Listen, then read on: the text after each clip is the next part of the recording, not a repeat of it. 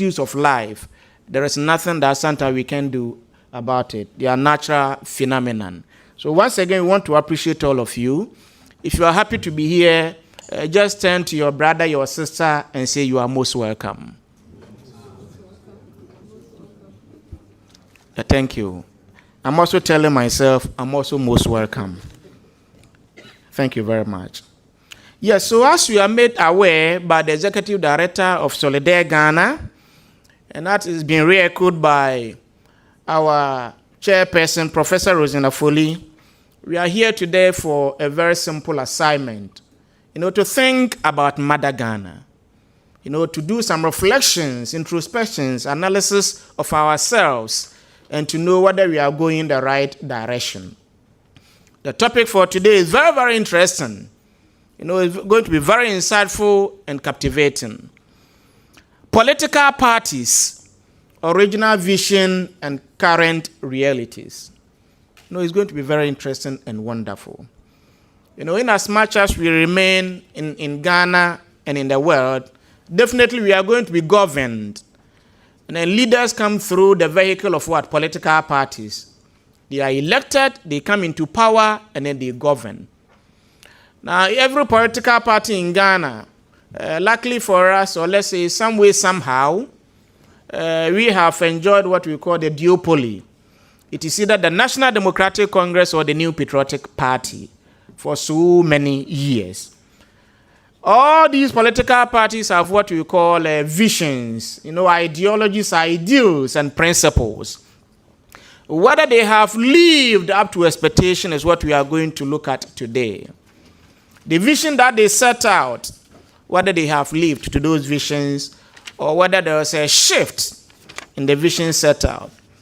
So, luckily for us, we have a very important personality, a global icon of course, and somebody who is very passionate about issues of this nature, who has the growth of the country at heart, who believes in what? In good governance, who believes in what? Accountability and probity, and then who shares, in the plight of the common Ghanaian.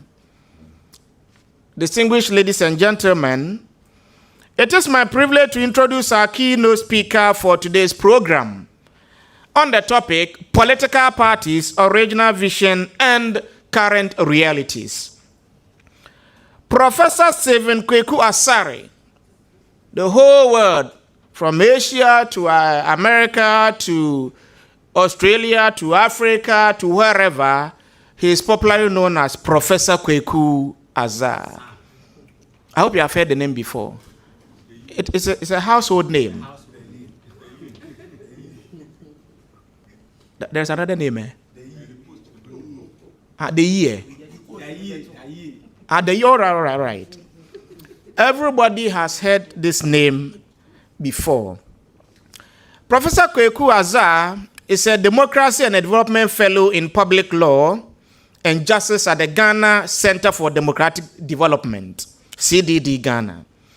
He is also the KPMG Professor of Accounting at the Fisher School of Accounting, University of Florida. So you see the blend. He's a Professor Azar is a leading public intellectual, legal scholar.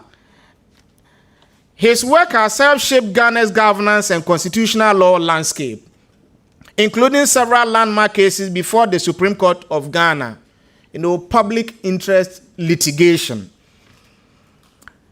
Among them is the 2017 challenge to the law school entrance examination regime.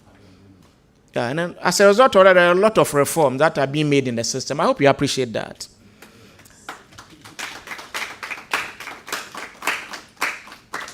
A frequent commentator on national affairs, he writes and speaks extensively on constitutionalism, accountability, and the rule of law, STEM education, and national character. Ladies and gentlemen, if I want to go on with the accolades, the credentials, and all the things he's achieved, I don't think we're going to leave this auditorium. Then I may have to just step aside the lecture and read his credentials. So without wasting much time, ladies and gentlemen, With a standing ovation and a clap offering, shall we all welcome Professor Kwaku Azar.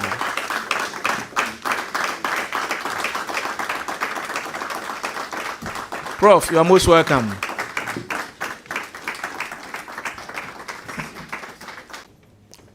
Wow, wow, wow.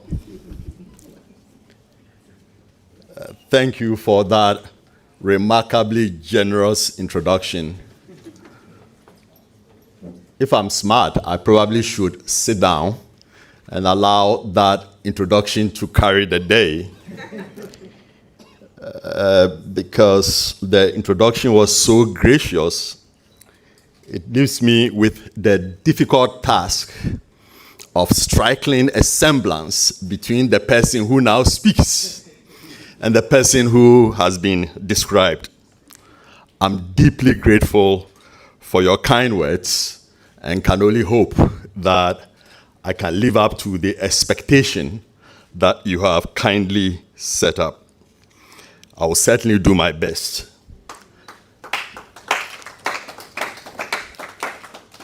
Madam Chairperson, distinguished guests, ladies and gentlemen, fellow vandals, good morning, still morning.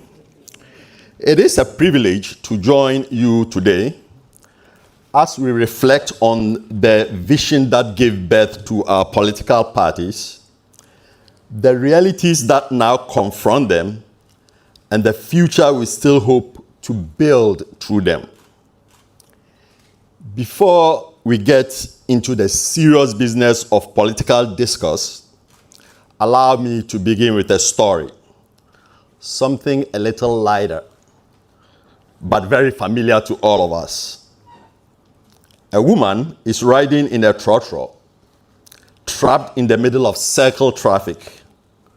Frustrated, she turns to the man beside her and says, "Excuse me, I promised a friend I'd meet him, but honestly, I don't even know where I am." The man responds, "Oh, you're on the Odona stretch, about 5 kilometers north of Independence Square." The woman shakes her head and retorts, "Ah, you must be NDC." The surprised man responds, "I am. How do you know?" She replies, "Because everything you said is technically correct, but completely useless. I'm still stuck in the same traffic." The man chuckles and fires back, "Then you must be MPP."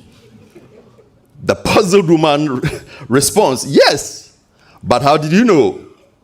The man replies, "Because you made a hot promise to meet your friend. You made commitments you couldn't keep since you don't even know how to get there. And now you expect me to solve your problem. You are still in the same traffic you were in before, but somehow you want to blame me for it." At this point, the whole trotro comes alive. Some passengers clap for the NDC man, others cheer for the NPP woman. Suddenly, the entire bus is divided, forgetting that all of them are still sweating together in the same traffic. That, ladies and gentlemen, is Ghanaian politics in one trotro. Noise without movement, heat without progress, division without direction, everybody shouting, nobody listening, and all of us still stuck in traffic. We laugh at this story because it feels familiar. One party gives us correct but useless data, the other fills us with promises that evaporate. That is the tragedy of our politics. We've all become part of the problem, taking sides, defending politicians as if they put food on our tables. But in truth, the ordinary Ghanaian, like that woman in the trotro, remains stuck, still searching for jobs, decent schools, better roads, and quality hospitals. As the Akan proverb goes, "Bibi ankoka papa, Anka papa anye kyerɛ, literally meaning if nothing had touched the dried palm frond, it would not have made a sound. In plain words, there is a cause for every effect. The effect here, we are all stuck in the same trotro, stuck in the same traffic, stuck in the same arguments, and after all the noise, we are still not moving. But now who caused them? I contend that it's caused by our politics, our politicians, and ourselves. For we enable both the politics and the politicians.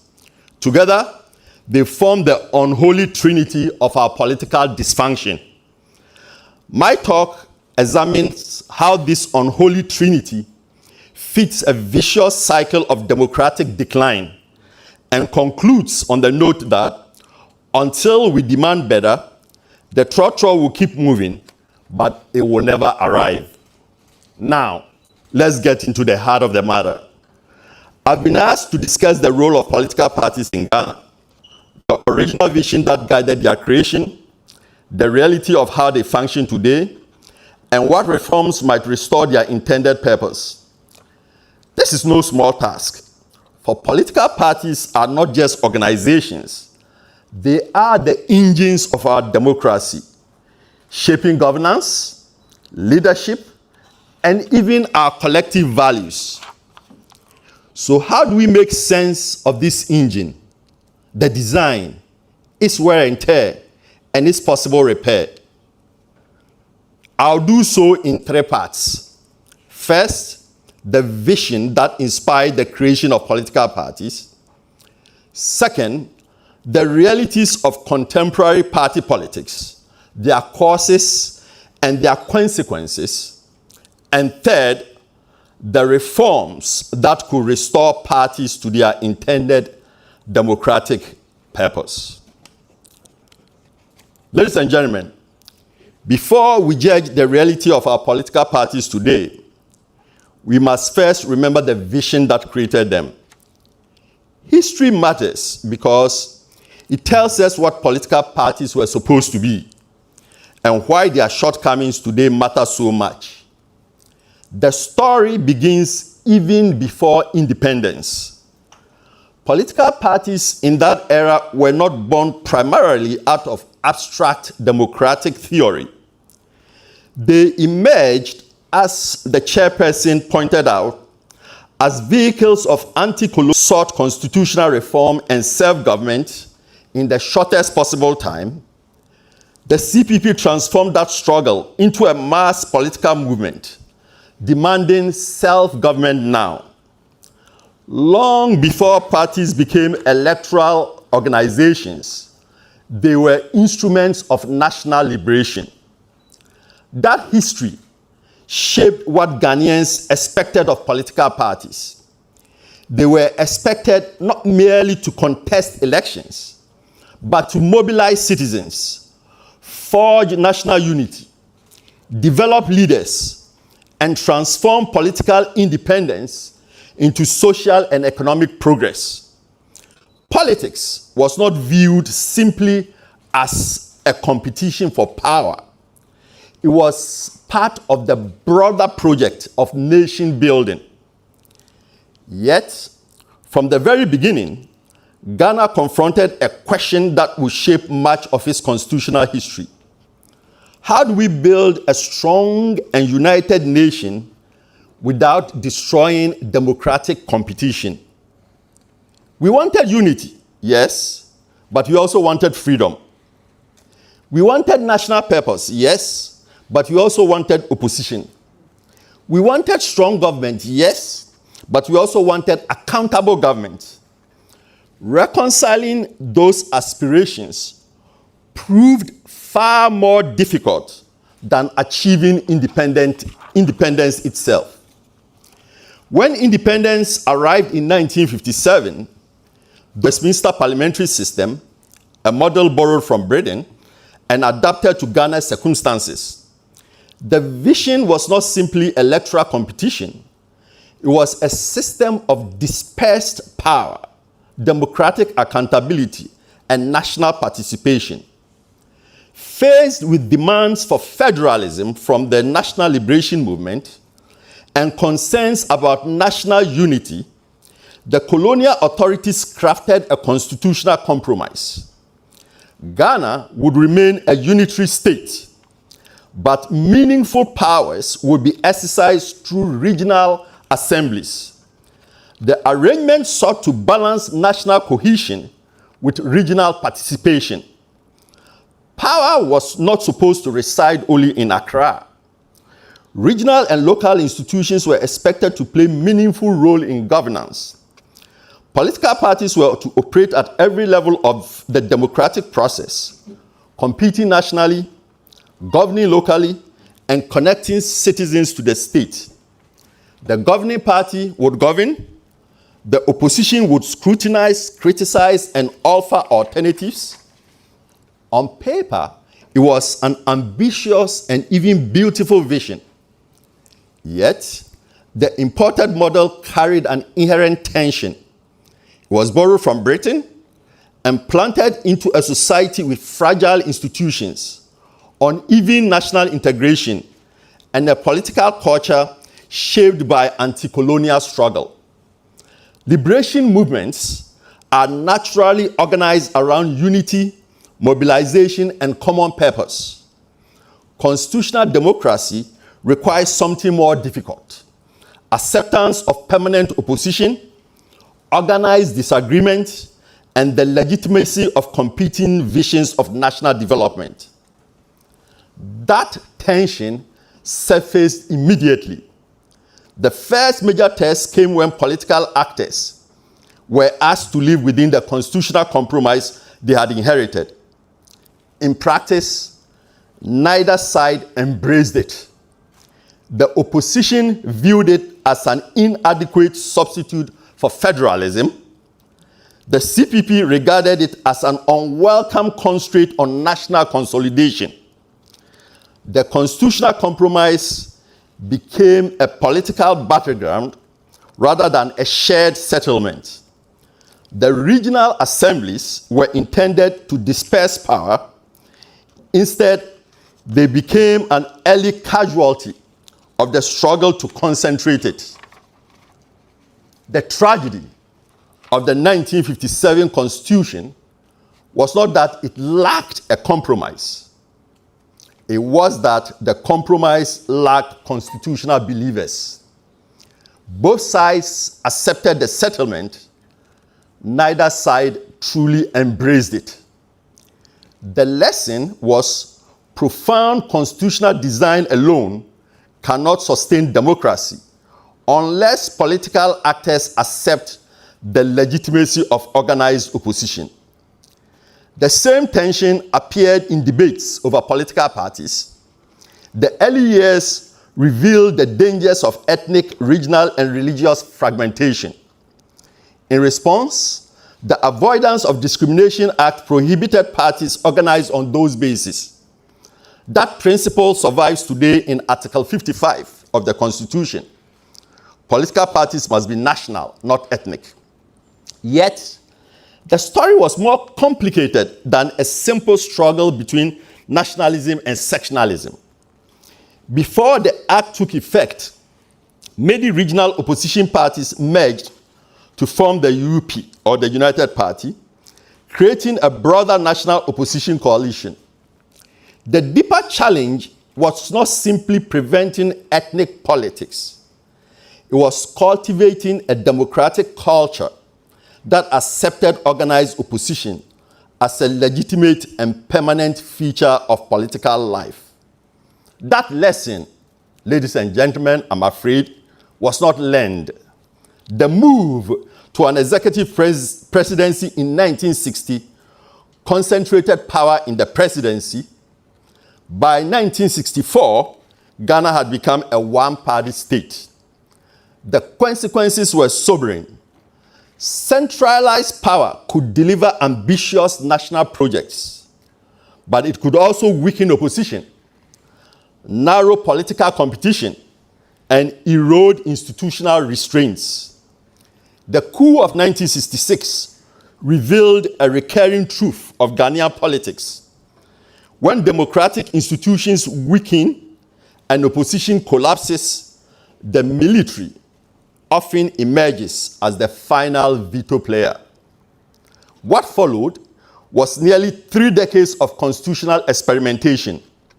Civilian rule returned, collapsed, returned again, and collapsed again. Constitutions came and went, governments came and went, yet the underlying question remained unresolved. Are political parties part of the solution or part of the problem?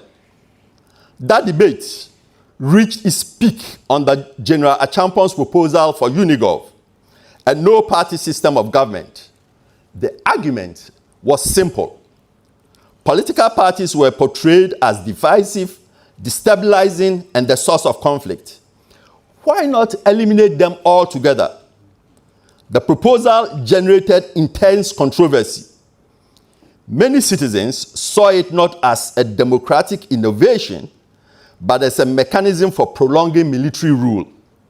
Yet, the Unigov debate served an important purpose. It forced Ghana to confront a deeper question. If political parties are imperfect, what is the alternative? Over time, the answer became increasingly clear. Neither one party nor no party rule had succeeded in resolving Ghana's democratic challenges. We still wanted participation, we still wanted representation, we still wanted a voice, we still wanted political parties, and so, during the transition to constitutional rule, nationwide consultations were organized through the National Commission for Democracy. From village debates to university halls, citizens delivered a remarkably consistent message. Bring back political parties, but not as tribal machines, not as private clubs, and not as vehicles for corruption and patronage. They wanted parties that were democratic, accountable, national in character, and connected to the people. Out of that process emerged the 1992 Constitution, a settlement built on the lessons of both one-party rule and no-party rule. The framers had learned from both extremes. Ghana would be neither a one-party state nor a no-party state. Political parties will return, but under constitutional discipline.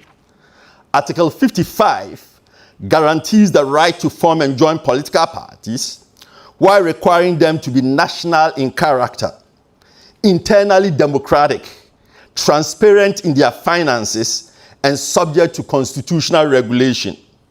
Article 3 rejects the possibility of a one-party state. Together, these provisions reflect the central lessons of Ghana's constitutional journey. National unity and democratic competition are not enemies. A successful democracy requires both. In a sense, Ghana had finally answered the question that had confronted it since independence. The challenge was not choosing between unity and competition. It was building institutions capable of sustaining both. The vision was clear because the framers understood a profound truth. Democracy requires organized disagreement. Political parties were not meant merely to contest elections. They were meant to unite the nation, resolve disagreements peacefully, develop leaders, hold governments accountable, offer genuine alternatives, and channel political competition through ideas rather than identities. The question before us today is whether our political parties still fulfill that constitutional mission or whether they have drifted so far from their original purpose that they now threaten the very democracy they were created to sustain. That is the vision. Having revisited that vision, concentration of power. Mass mobilization became partisan tribalism. Political organization became political patronage. And the struggle to liberate the state gradually gave way to a struggle to capture it.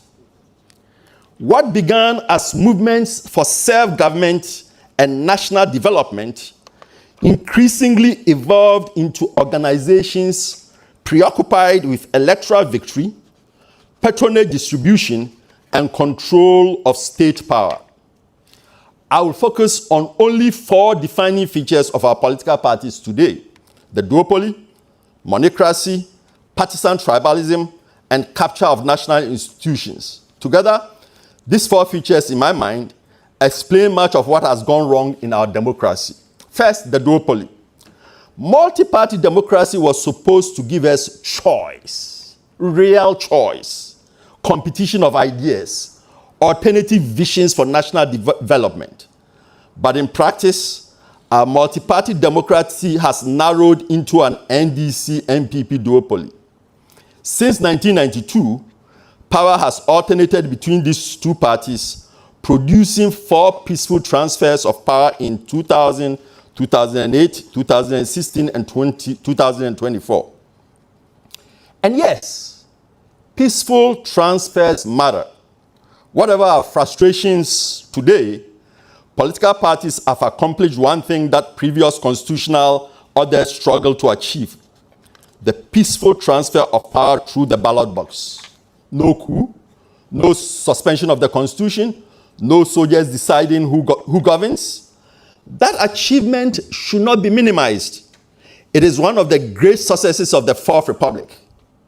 But over time, stability has hardened into rigidity.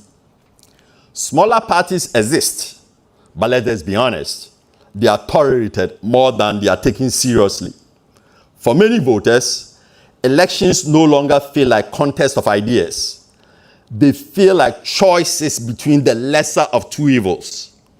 We keep changing drivers, but never fixing the vehicle.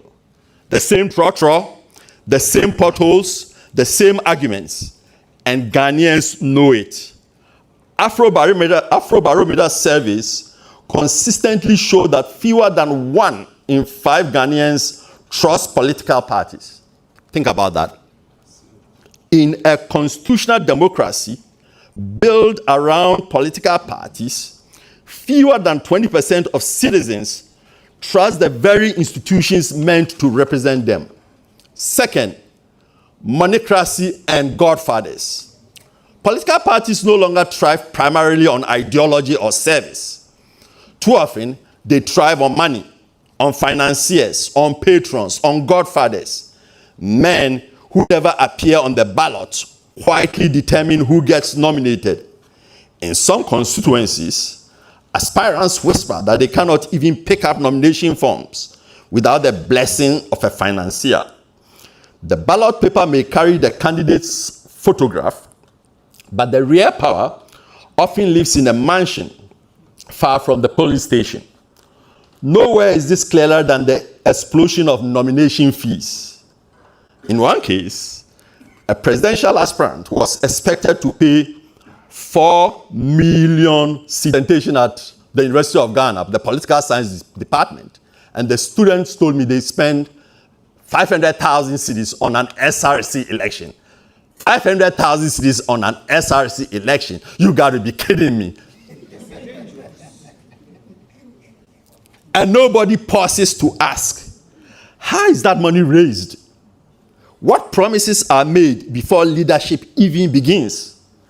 Worse still, these fees are often defended with a dangerous argument that any serious presidential candidate should be able to raise such money, as if leadership were a test of wealth rather than vision, a test of bank accounts rather than competence, a test of fundraising rather than public trust. When ambition is measured in money, politics changes completely. Leadership becomes investment. Public office becomes asset recovery. Looting becomes the repayment plan, and the state itself becomes the marketplace for reinvestment. And the influence does not stop at nominations. Without a godfather, it becomes difficult to secure even the most basic opportunities: jobs, contracts, scholarships, appointment to boards. Ordinary party members quickly learn a painful lesson.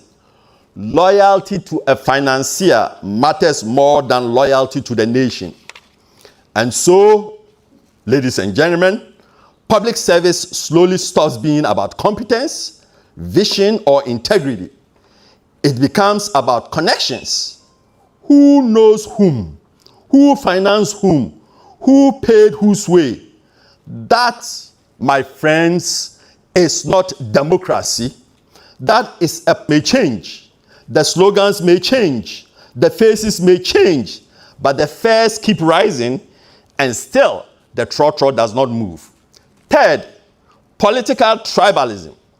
Our political parties have increasingly become tribes, not ethnic tribes, political tribes.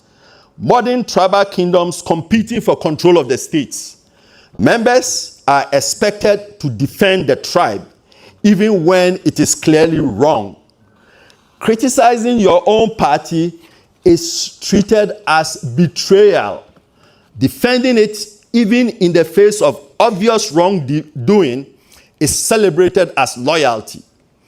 In a healthy democracy, citizens ask, is it true? In a tribal democracy, they ask, whose side are you on? Winning elections therefore becomes a matter of life and death. Not because citizens disagree profoundly about policy, but because political victory has the power to decide who eats and who waits outside the gate. Political affiliation becomes a hidden passport to jobs, to contracts, to scholarships, to opportunity itself. Once politics becomes a contest for us, condemned yesterday becomes visionary tomorrow. Politics begin to resemble football fanaticism. People cheer their side, boo the other, and never switch jerseys. Foot soldiers than prosper under another. That is the power of tribal politics. It persuades people to defend arrangements that do not even serve their own interests. And because loyalty matters more than performance, slogans increasingly substitute for results. Every administration arrives with a new anti-corruption banner. Probity and accountability. Zero tolerance for corruption. I don't care whose ox is God. The Anas principle. How looting remains remarkably resilient. What should have been national service becomes regime service, and democratic competition degenerates into rival kingdoms competing for the same spoils. Fourth, party capture of national institutions. Political parties were never intended to govern every sphere of national life. They were meant to compete for political power. Instead, they have increasingly extended their tentacles into institutions that are supposed to belong to the Republic. The result is a gradual colonization of national institutions by partisan interests. The Electoral Commission is viewed through partisan lenses. The judiciary is viewed through partisan lenses. The media is viewed through partisan lenses. Civil society is viewed through partisan lenses. Even churches, mosques, chiefs, universities, and professional associations are increasingly drawn into partisan camps. Everyone is placed in a box. Everyone is expected to declare a side. And anyone who refuses is often suspected of secretly belonging to the other side. Students divide themselves into 10 and TESCON. Lawyers divide themselves into partisan camps. The media increasingly shifts from watchdog to cheerleaders. Civil society that once challenged government is often accused of speaking only when its preferred party is out of power. Even our civil service and state-owned enterprises increasingly struggle to maintain political neutrality. The tragedy It's not merely that institutions become partisan. The deeper tragedy is that citizens on its reasoning, an electoral decision is no longer judged on its legality. A public statement is no longer judged on its truth. Instead, citizens ask a different question. Whose side are they on? When institutions lose their independence, democracy loses its referees. And when democracy loses its referees, every contest becomes a tribal battle. Perhaps the deepest tragedy is what this culture is doing to the next generation. Our youth are increasingly being socialized not into civic citizenship, but into partisan apprenticeship. And if the next generation inherits only partisan identities and no shared national institutions, our democracy has no future. Ladies and gentlemen, you should ask, why have these features emerged? Because it's not enough to describe the disease. We must diagnose it. These problems are not random. They are the predictable outcomes came from the origins of our political parties themselves. They emerged, as Madam Chairperson said, as movements of national liberation and nation building before they became ordinary electoral organizations. They were designed to mobilize and unify, not necessarily the ability to mobilize citizens, forge collective purpose, and pursue ambitious national goals. But they also left behind habits that sit uneasily with constitutional democratic parties inherited a highly centralized state. The colonial system was designed for control, not participation. Independence changed who occupied the state. Repeated constitutional interruptions. Governments came and went, constitutions came and went, strained. The promise of dispersed power was never fully realized. Local governments remained weak, resources remained concentrated in Accra, and major decisions continued to flow from the center. As more authority accumulated in the presidency, political parties naturally focused their energies on capturing the center rather than building strong local institutions. Our winner-takes-all presidency intensified the problem. When losing an election can mean losing access to appointment, contracts, influence, and opportunity, politics stops being preference and starts becoming survival. Opponents become enemies. Compromise becomes weakness. Elections become high-stakes contests because too much depends on who controls one office. Money then rushed into the vacuum created by weak enforcement. Campaigns became expensive. Financiers became indispensable. Ideas gave way to investments. Political office increasingly came to be seen not simply as an opportunity for service, but as an opportunity for access. And over time, citizens themselves adapted to the system. Loyalty increasingly displaced merit. Partisanship displaced principle. Access displaced competence. Too many citizens began seeking through party connections what they could not reliably obtain through institutions. What we call today's political reality is therefore less a surprise than a system functioning almost exactly as it was incentivized to function. The consequences. So these are the roots of our political dysfunction. History that burdens us, structures that reward zero-sum competition, money that drowns out ideas, and a culture that prizes loyalty over principle. But roots do not stay hidden. They always bear fruit. And the fruits of this system are bitter. The features we have traced are not harmless quirks of Ghanaian politics. They carry real and visible costs. They shape how leaders govern, how institutions behave, and how citizens experience daily life. Let us turn now to those consequences.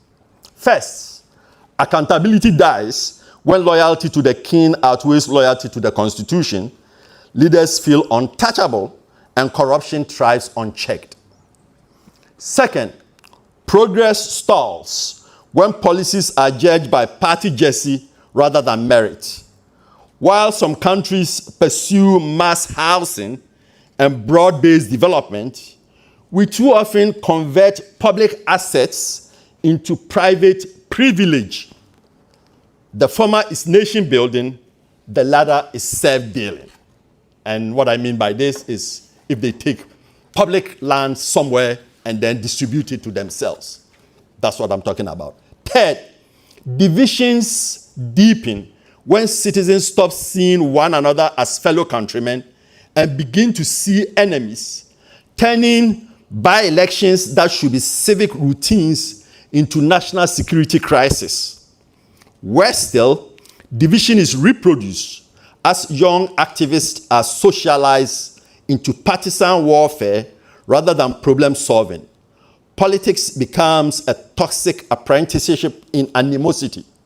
Fourth, inequality grows when the few capture the spoils and the many remain poor, yet console themselves with the mantra, better to be poor under my tribe than prosper under theirs. Fifth, good people exit when the principled and competent are dismissed as non-loyalists, leaving opportunists and charlatans to dominate the field. This is the culture of sycophancy, where applause is rewarded more than honesty, where criticism is treated as betrayal, and where leaders slowly become prisoners of praise instead of servants of truth. Sixth, as blind loyalty flourishes, truth becomes the casualty. Partisans cheer bad policies if their king supports them, and boo good ones if the other king proposes them. Facts are twisted into propaganda, and evidence gives way to partisan convenience. 7, institutions lose public trust. Court decisions become suspect. Electoral outcomes become contested. News reporting becomes suspect as the media shifts from watchdog to cheerleader. Citizens lose confidence that any referee shapes not only our politics, but also how our elites are formed. In healthy societies, wealth is created by building businesses, creating jobs, financing innovation, and expanding productive enterprise. When elites prosper by producing, they demand good roads, reliable electricity, quality schools, efficient courts, and strong institutions, because their success depends on the nation's success. But in ours, weaker political systems, wealth flows less from production than from political access. Inflated contracts, import monopolies, land speculation, patronage, and proximity to power. Once political proximity becomes the quickest route to wealth, election ceases to be contests of ideas and becomes battles for controls of the state itself. The consequences are visible everywhere. Luxury estates besides collapsing schools, billionaire lifestyles besides graduate unemployment, expensive vehicles beside broken roads, elite consumption besides weak industrialization. That is no accident. We have built a system that rewards political access more than innovation, display more than contribution, and proximity to power more than productive achievement. What kind of government does such a system produce? Ladies and gentlemen, almost inevitably, it produces governments in which nepotism and cronyism become the operating system. Appointments and opportunities are distributed not according to merit or the common good, but according to loyalty to the tribe and bloodlines to the chief. We do not even pretend otherwise. We have caught the slide into every imaginable national progress and chobocracy, or governance reduced to deals rather than ideals. And what do all these crises produce? Government that rewards loyalty more effectively than they solve problems. Floods return, harvest rot, corruption survives every slogan, and galamsey keeps destroying our rivers and forests. And that is how our democracy degenerates into what I call an imdieyecracy, a democratic shell powered by an autocratized, corrupt, and exclusionary engine. Our politics no longer exist to solve problems. It increasingly exists to manufacture problems. Our parties were meant to be the engines of democracy. Instead, they become engines of patronage, polarization, and profiteering.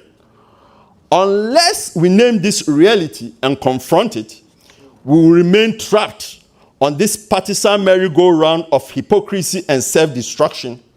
The trotro will keep idling at circle, engine running, horn blaring, passengers arguing, but the nation will go nowhere. Let me have a sip of water.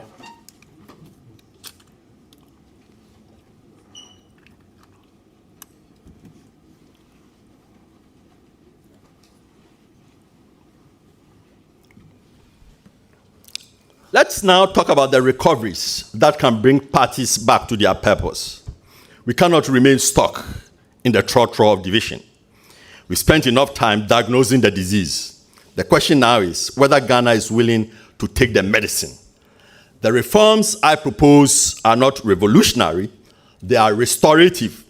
They seek to recover the best elements of our political inheritance: the capacity to mobilize citizens, pursue national development, and build a common purpose without reproducing the centralized power, patronage, and exclusion that accompany that inheritance. The country needs 5 recoveries. First, recover the parties, the political parties. Second, recover the state. Third, recover parliament. Fourth, recover citizenship. And the last one, recover development. Collectively, these 5 recoveries seek to restore the proper relationship between parties, the state, parliament, citizen, and development itself. The first task is to recover the political parties themselves. A cracked pot cannot carry clean water. If our parties are undemocratic at home, they cannot deliver democracy to the nation. So parties must return to ideas, not personalities. Manifestos must stop being seasonal poetry. They must become credible blueprints for governing. Loyalty must be anchored in values, not personalities. Where you stand should not depend on where you sit in the party. Redefining what qualifies a candidate. Instead of demanding millions in cash, parties should demand thousands in citizens' confidence. Require aspirants to secure verified endorsement from members across all regions. That way, only those with genuine grassroots reach and organizational capacity qualify. Money does not prove seriousness. Mobilization does. Any rich person can write a check, but few can persuade thousands of citizens to sign their names behind a vision. Democracy should test leadership through mobilization, not monetization. The cocoa season for a handful of delegates must give way to genuine participation by all members. When the rank and file have a voice, parties will finally reflect ordinary Ghanaians, not only kingmakers.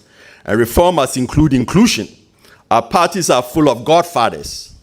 But where are the godmothers? Where are the women? Where are the youth? Where are the marginalized groups in the candidate pipelines and decision rooms? A democracy that sidelines half its citizens cannot claim full legitimacy. Finally, party reform requires rules. Even the best driver needs brakes and traffic lights. We must cap campaign spending, shorten election seasons, audit party accounts, and impose rare consequences for violations.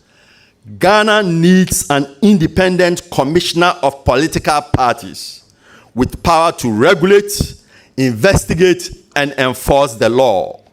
Without enforcement, laws are slogans. With enforcement, laws become the backbone of democracy. Second, recover the state. The state belongs to all Ghanaians. Governments come and go, the state must remain. When the walls between party and state collapse, public institutions become partisan tools, and the nation pays the price. As the proverb says, a knife that cuts for one side cannot be trusted to cut straight.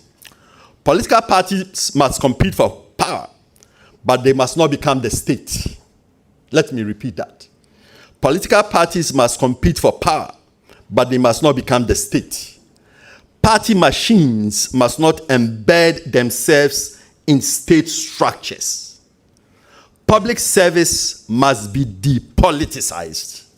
Appointments, promotions, and decisions must return to neutrality and merit. The civil service must serve governments faithfully without becoming an extension of party machinery. State-owned enterprises must also be recovered. Their boards should be appointed primarily for competence and independence, not partisan loyalty. A party chairman should not simultaneously chair the board of a state-owned enterprise. The referee cannot wear a team jersey. The Auditor General, SHRAJ, the OSP, and the judiciary must provide continuous oversight, fearless, impartial, and timely. Each exists to protect the republic, not the government of the day. We cannot rebuild democracy unless we first rebuild the independence of these institutions. They must be strong enough to bear the weight of public expectation, impartial enough to serve all who cross it, and steadfast enough to withstand the storms of politics. Their independence must be protected in law and respected in practice through merit-based appointments, security of tenure, adequate resources, operational autonomy, and a political culture that accepts constitutional checks as safeguards rather than obstacles. The media must reclaim its role. It must back, it must bite, it must shine light in dark corners, not echo propaganda. And civic bodies like the GBA, NOOCs, churches, chiefs, civil societies must return to their core mission: defending truth, cherishing honesty, and resisting oppression. When institutions stand tall, no party can hold Ghana hostage. When institutions stand tall, no party can hold Ghana hostage. But strong institutions alone are not enough. The law must also apply equally. Where justice bends for the powerful and bites only the powerless, democracy becomes theater, not truth. In our politics, one ritual has become too familiar. The moment a politician is wanted by law enforcement, party machinery mobilizes. Supporters gather at investigative offices, they wear party colors, they chant slogans, they call it solidarity, they call it peaceful assembly. But beneath the banners lies a dangerous creed that politicians stand above the law. This must stop. Justice must not wear party colors. Justice must not wait for regime change. Investigation and prosecution must proceed without regard to political calendar or partisan interests. When the law applies to all equally and promptly, democracy stops being performance and becomes principle. The third task is to recover parliament. Parliament was created to check the executive, not to cheer it. A parliament that fears the executive cannot protect the republic. If parliament bends too easily to party control, it becomes a rubber stamp. One that can say yes when the country is being served and no when the nation is being betrayed. One symptom of party overreach is the practice of parties demanding monthly dues from sitting MPs. This turns legislators into financiers of party machines, not representatives of the nations. When MPs are forced to subsidize their parties, their independence is compromised from the start. Parliament's independence is also compromised when MPs routinely serve on the board of state-owned enterprises. I'll repeat that. Parliament's independence is also compromised when MPs routinely serve on the boards of state-owned enterprises. A legislator cannot effectively scrutinize an institution that he or she helps govern. The constitutional role of parliament is oversight, not management. Those who hold the executive accountable should not simultaneously become part of its governing machinery. Anecdotal evidence also suggests that the choice of speaker often comes not from parliament itself, but from Jubilee House. That reflects the deep grip of the executive over the legislature. The speaker is meant to be parliament's guardian, not the president's surrogate. When parliament cannot freely choose its own speaker, independence collapses. The legislature ceases to be a check. It becomes an appendage. The same principle applies to parliamentary caucuses.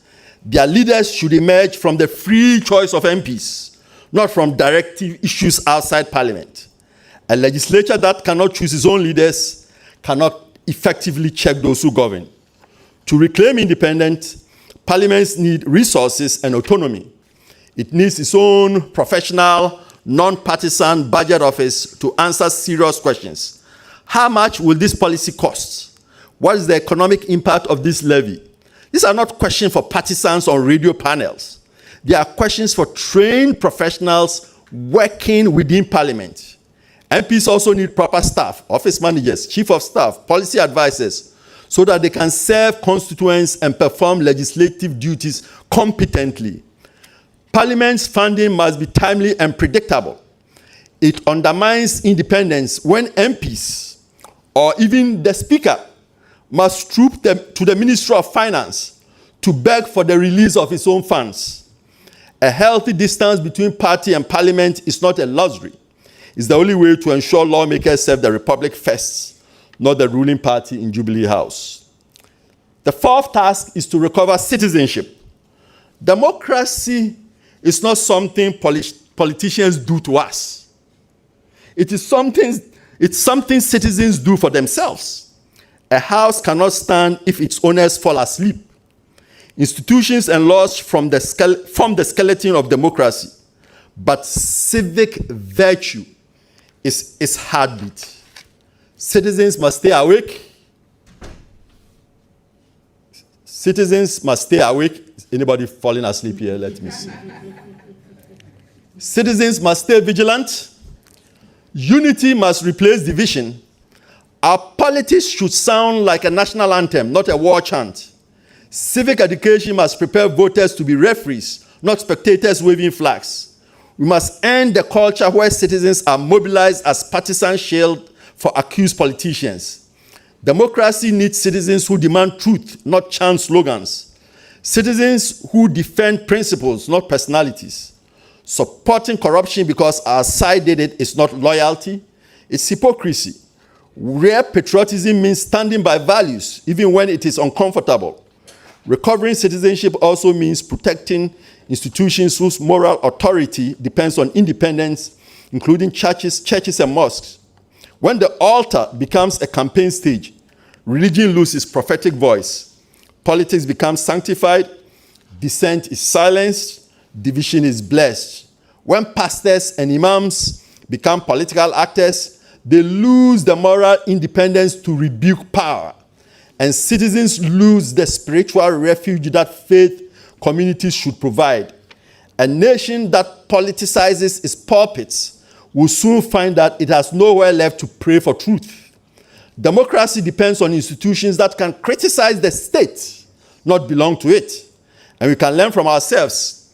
Students who debate by arguing the opposite side, market women who keep politics out of their cooperatives, communities that clean their surroundings regardless of party. They all show that progress can rise above petty politics. When institutions stand firm, when the law is blind to power, and when citizens stay awake, democracy ceases to be fragile performance. It becomes a living covenant, recover development. Political parties were not created merely to win elections. They were created to improve lives, better schools, better roads, better hospitals, better jobs, a cleaner environment, greater opportunity. That is the only report card by which every political party should ultimately be judged. If a political party wins elections but cannot improve lives, it has succeeded politically and failed democratically. A rising tide that lifts only yachts is not development.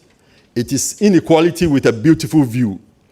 True development must bind us is equity, not equal outcomes, but equal opportunity. Recovering development begins with continuity. Development cannot begin again every 4 years. Roads do not belong to one party. Schools do not belong to one party. Hospitals do not belong to one party. The future, too much wealth in our politics flows from proximity to power. Too little flows from innovation, enterprise, manufacturing, agriculture, and productive investment. The entrepreneur should not need a sponsor. The fastest route to success in Ghana should be productivity, not political proximity. Recovering development also requires fiscal discipline. No country develops by borrowing to consume. No country prospers when election cannot create prosperity for everyone, but it can create the conditions in which everyone has the opportunity to prosper. That means reliable electricity, quality education, secure property rights, efficient costs, predictable regulation, and institutions that reward those to power is the opportunities available to those farthest from it. Perfect citizens. None requires sustainable public demand. But public demand alone does not produce reform. Every reform must confront a difficult reality. Those who benefit from the status quo rarely volunteer to change it.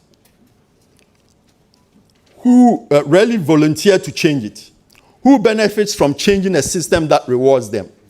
Who willingly surrenders power, patronage, or privilege? Political parties rarely give up spoils on their own. History suggests that reform succeeds only. Change often begins at pressure points, a court decision. So the question is not only what reform does Ghana need? The harder question is, who will insist on them? Who will demand them? Who will refuse to accept less? The answer ultimately is us.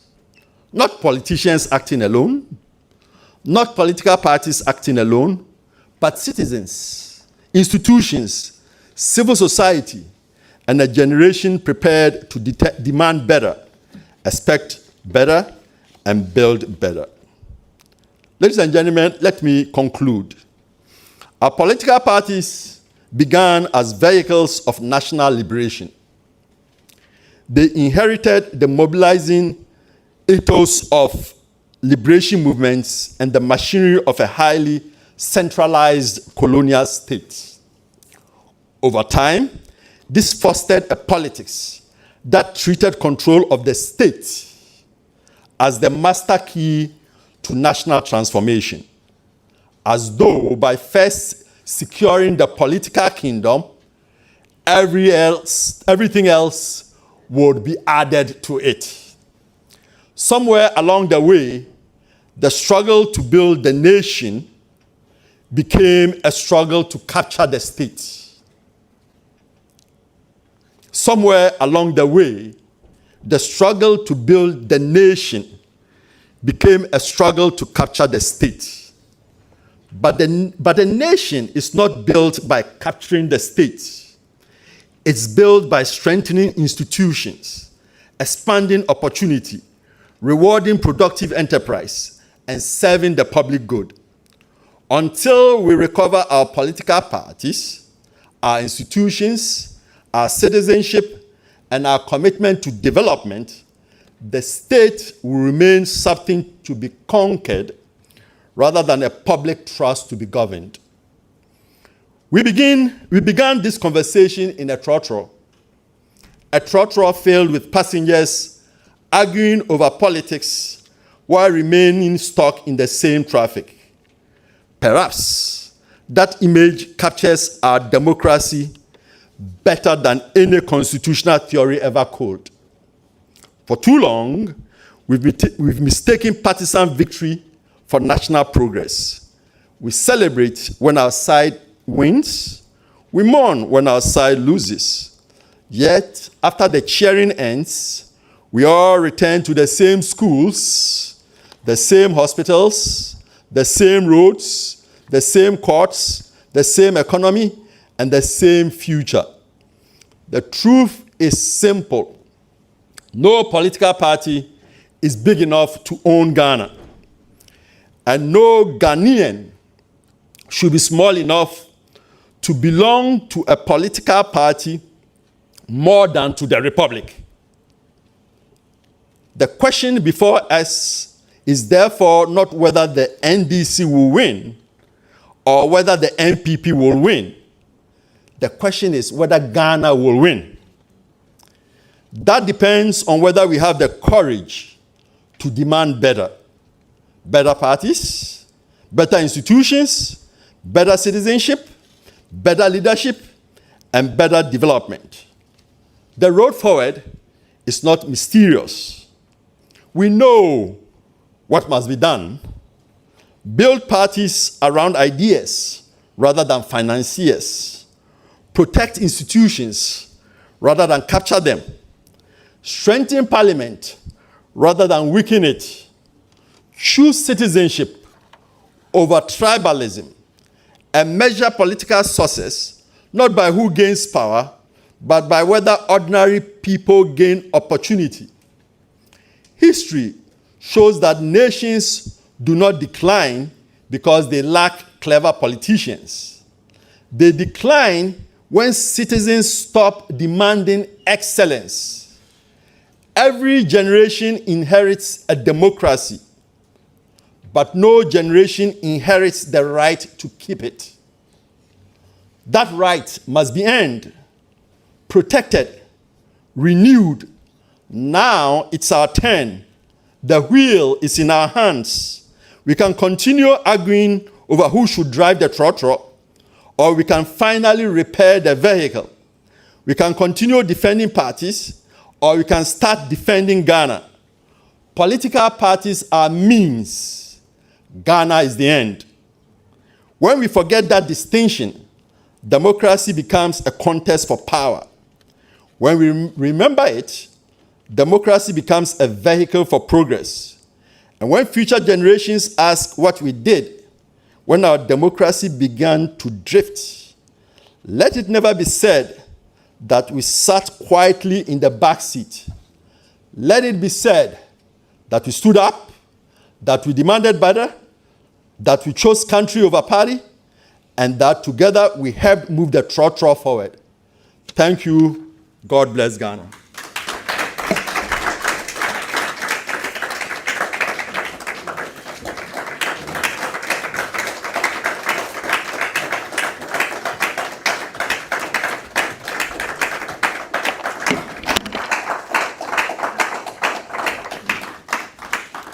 I think we can do it better, we can do it better, we can do it better.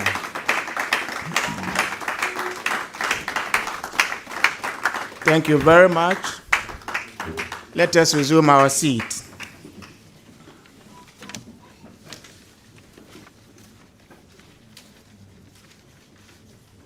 This is a political sermon. You know, you could see that Professor Azar diagnosed our problems, but we also gave us some ways we can make some reforms. Having diagnosed them, how we can actually so much enthused about the clapping because, his speech or the lecture is such that pre-Ghanaian. Let me stress that we have from 1992 to transfer of our governance of the country of Ghana vis-a-vis our political parties in 4 critical areas today. So, more that, if you don't have somebody who will hold your hands, the social connection, political connection, religious connection, it appears and it suggests that you are doomed as far as program. Unfortunately, because of the rains, Ireland, they had water crisis this morning. That has severely affected our attendance. And the UPSA, they're already on vacation. That notwithstanding, I assured Professor that the program is streamed live. Solidaire Ghana, we are technology people. And therefore, whether there are 2 persons, we are not afraid. Now, something interesting happened yesterday. Somebody mentioned his first name, and someone asked of the surname. So when the surname was mentioned, typically the person coming from Ashanti region. So someone asked, well, how come you are from Kumasi and you are an NDC? Political tribalism. This, it's in line, it's in sync with what Professor said. To the extent that if somebody is from Ashanti region, it suggests, or it appears there is no way he can be an NDC. This is serious. And then, party capture of national institution. In fact, it has eroded our system and our fabric to the extent that even pastors or religious leaders are even classified and identified politically. In Ghana, we have NDC pastors and MPP pastors. Yeah, Professor is saying so, and that is true. I think it is a truism. No, is that not true? It is fact. We have NDC pastors and MPP pastors. All our institutions, from all our institutions. So basically, and then he actually also professed some reforms. We need to recover the political party, recover the state, recover parliament, recover citizenship. The citizens also need to reform their lives and then recover development. This is how far we have come. So at this juncture, we're going to have a panel discussion, which is going to be snappy. The reason being that Professor has actually gone through all the salient issues. So we're going to have some panelists who are also going to help us go through them quickly. Before that, we want to acknowledge the presence of Mr. Rashid Ibrahim, who is the BNUC's president. Mr. Rashid, you are most welcome. He just left, eh? Yes, went out. All right. And also, we want to also acknowledge the presence of the executive convener for Dynamic Youth Movement, in the person of Mr. Edward Tuto. Senior D, you are most welcome. Yes, Mr. Ibrahim, how are you doing? You are most welcome to Solidaire Ghana's lecture. I hope you enjoyed the lecture. Very good. All right, so, ladies and gentlemen, distinguished individuals, we are going to have a panel discussion. We're going to have very few questions. The first will center on original vision and founding intent. We also look at current realities and consequences, and a reform and the way forward. But the question that we are asking ourselves is very simple. We are here to ask a very hard question, and that is, have Ghana's political parties drifted from why they were formed, and what does that mean for us today? Panel discussion. I will respectfully ask the ushers to give us some The question is very simple. Whether Ghana's political parties have drifted from why they were formed, and what does that mean for us today? Now, the panel members, we are lucky to have some very important as this lecture or this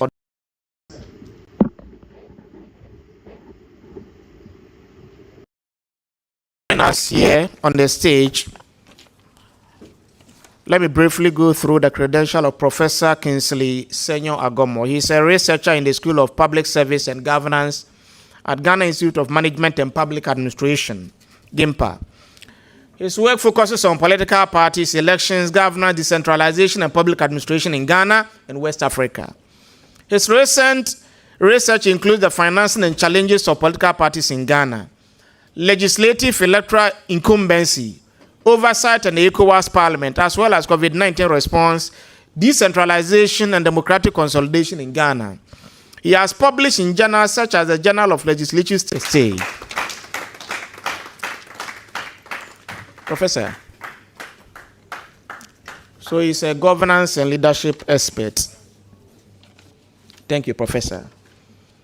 And then again, we also have also who advocates for good governance, who also is a social commentator.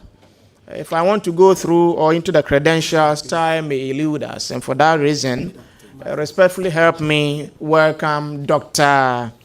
John Osai Kwapong from CDD Ghana.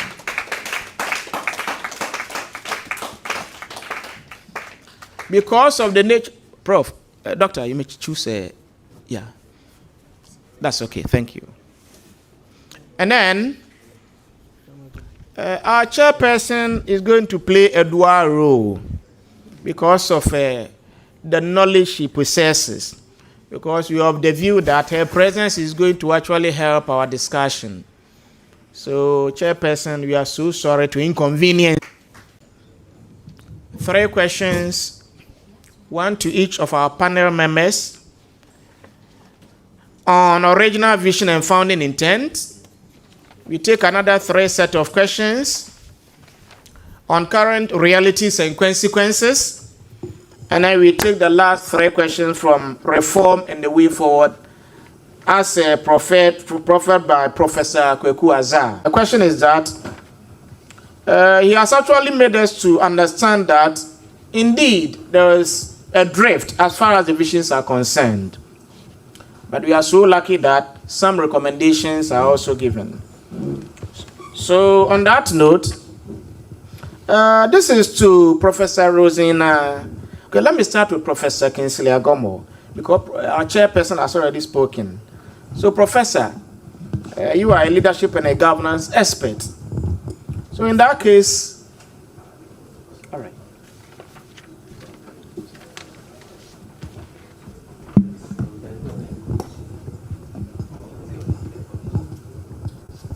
Prof. Oh, okay. The AC. All right. Sit comfortably. Yeah.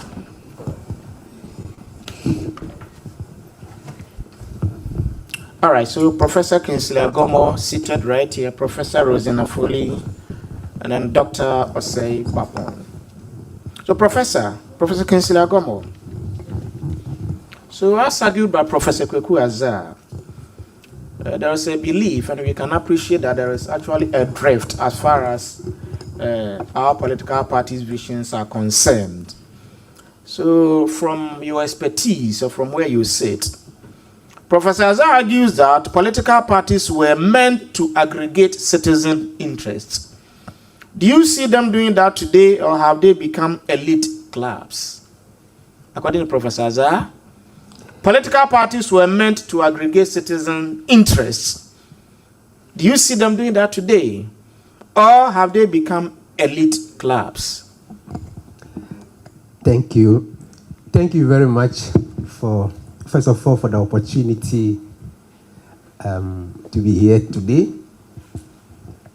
It's a privilege to be part of this very important program. I'm very grateful again for the opportunity to interact with the season. I always see myself as a foot soldier to learn. And I have learned so much from his paper. Yes. Somewhere I would have just said that, oh, when a professor spoke like this, what do you expect me to say again? Because the paper has been very, very comprehensive. It touched on all these things that you're asking me to say again. He has said it. I would have said, yes, then we close. That would have been a very simple answer to give. Yeah, that's the reality. As he speaks, maybe I'll reserve that one for another. As he speaks, so many things were flipping through my mind. And like you say, it's a political sermon preacher. I pray to tap your anointing this morning so that I'll be able to deliver. Yes, it is true. Parties, when you look at political party in any country, there are three key drivers or pillars. One is the economic or socio-cultural environment. The other one is about the legal provisions, the institutions. And the third one is the organization of the political party itself, how they organize themselves. Every political party the world over, they all say we are for development. No matter how you call it, national interest or development. That has been the chorus or the principle. But the question as to whether they have achieved it or not, he has already answered it. It has not been achieved the way citizens would like it. Or if you want to do an assessment, political parties have done a lot of things that he has already catalogued. But the assessment of the achievement has a lot to desire. That's where I'll come from. And there's that sort of, the interest has already been said. State capture, selfish interest, monetization, and all other things that, bedevil political parties have been outlined. And I'm grateful to that, and I want to say that it has not been achieved. Thank you. All right, thank you, Professor Kingsley. All right, then, so Professor is basically saying that, the vision set out our political parties have not been achieved, basically.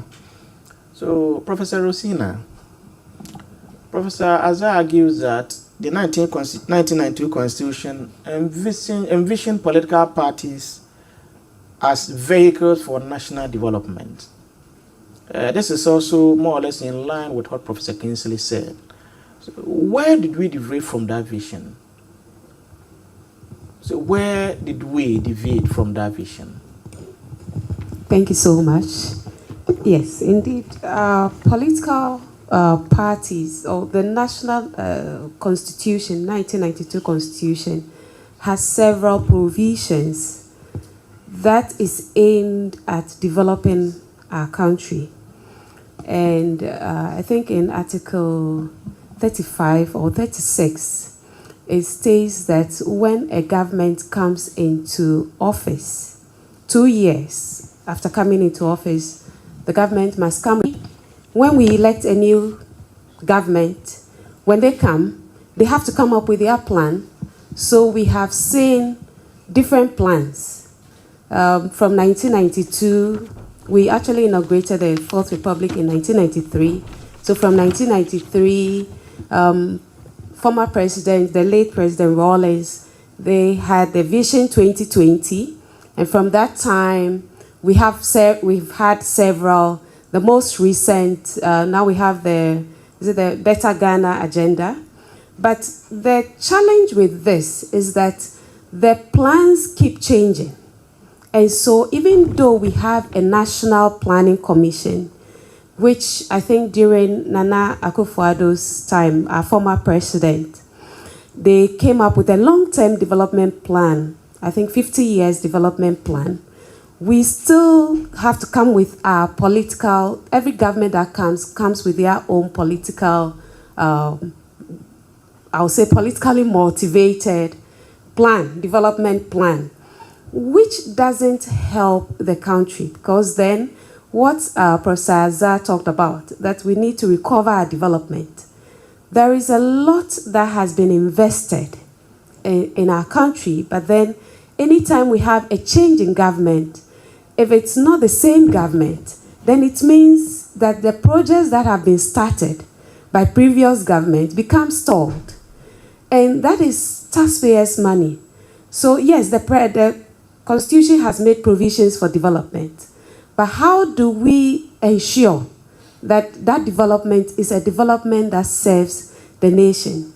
So I'm very happy with what he proposed, that we need sustained public demand.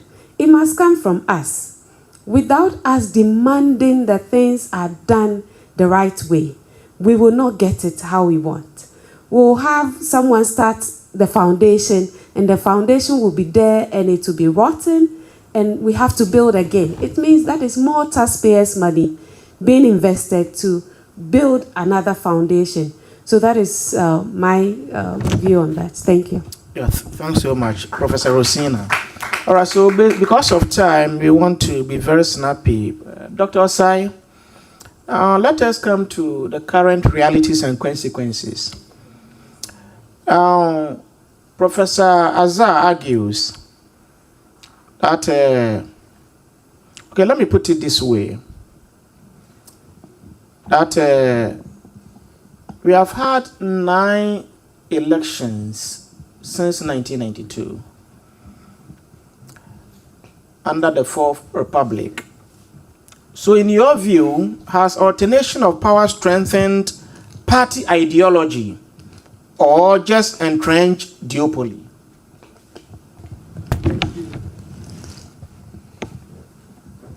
Thank you very much. Kindly check the microphone for Doctor.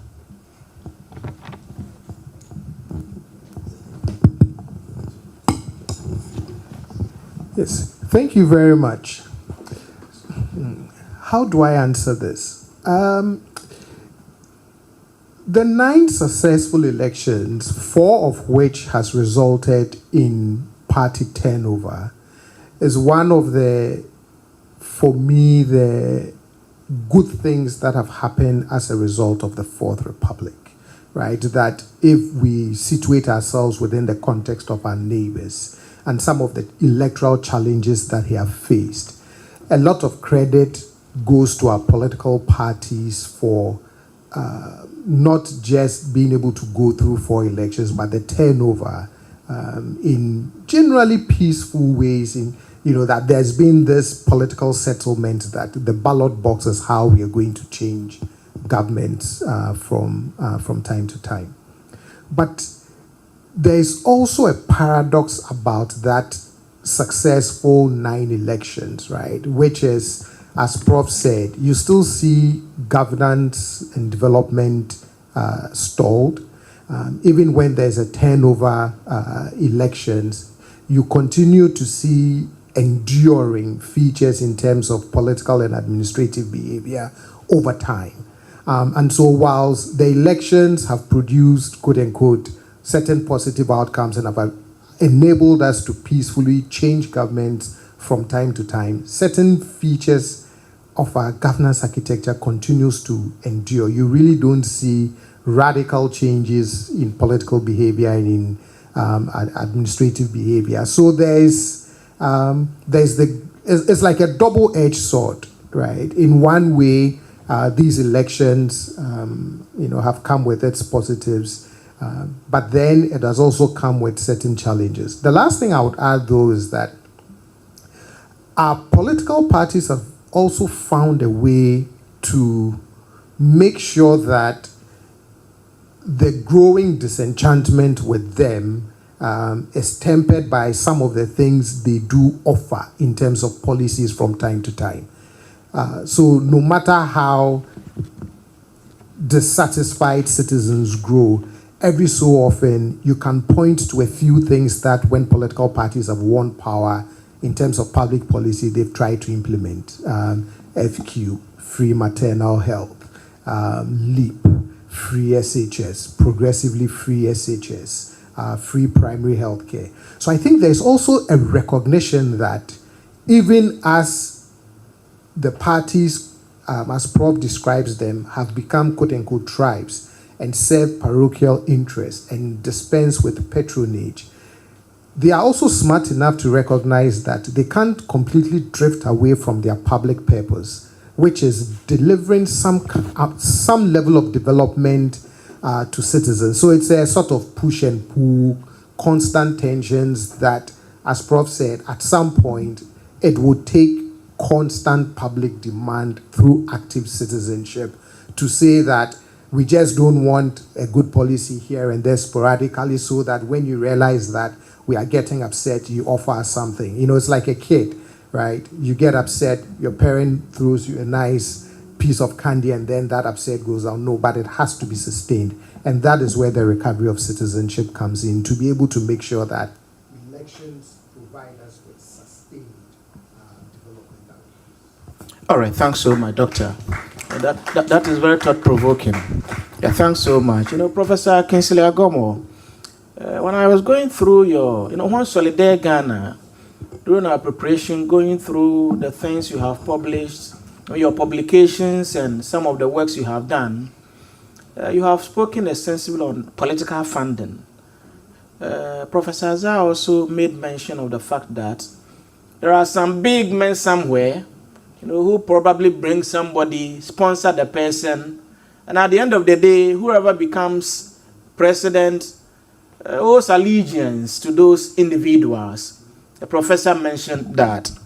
In your view, and vis-a-vis the extensive work you have done, should Ghana consider state funding for political parties tied to strict accountability? Should Ghana consider state funding for political parties tied to strict accountability?